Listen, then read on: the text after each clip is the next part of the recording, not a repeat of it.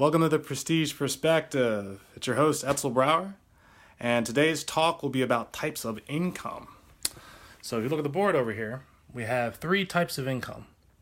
We have active income, we have passive income, and we have portfolio income. Now, I thought this topic would be interesting today so that we could actually frame what types of income we're actually looking for. So to give a definition of each, active income is when you actually have to work for money. So in other words, you're trading your time for money.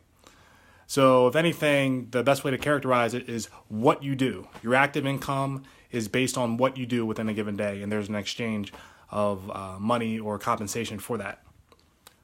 The next type of income is passive income. Now, I'm sure you've heard of passive income in a few different capacities, but the way that I like to understand it is passive income is income that you receive for the work that you have done. Now, normally I've heard that passive income is tied to the work that you don't have to do, but there's been some work that's been done on the front end. And if anything, the difference between passive income and active income is if I get up and go to work in the morning, at the end of the week, I'm expecting a paycheck, or at the end of the month. So my compensation is based on the amount of time that I actually put in. But with passive income, I put, let's say, a lot more work on the front end, and I receive those dividends after the fact. So let's say I wrote a book, and I put 3 or 4 months into writing that book. Once I finish the process of writing the book, and the book's on the shelves, every time someone buys a book, I can then receive passive income.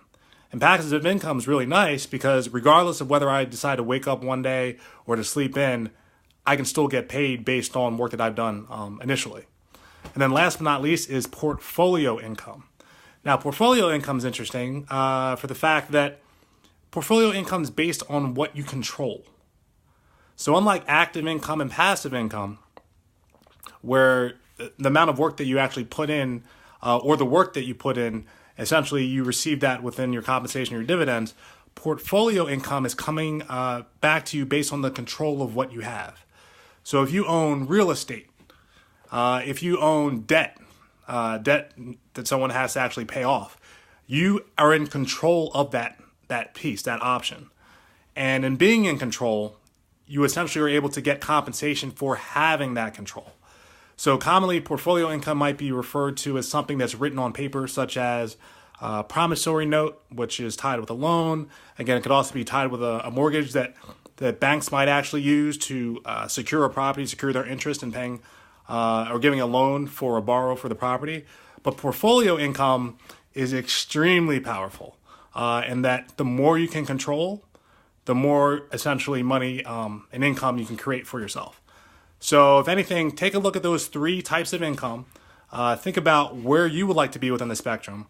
And if anything, come back, reach out to me, leave a comment of what type of income would be preferable in your situation, or if you're in a favorable situation, what advice would you give others to elevate themselves, maybe from active income to passive income, or even perhaps to portfolio income. So I hope you enjoyed the talk, and please leave your comments. Thank you.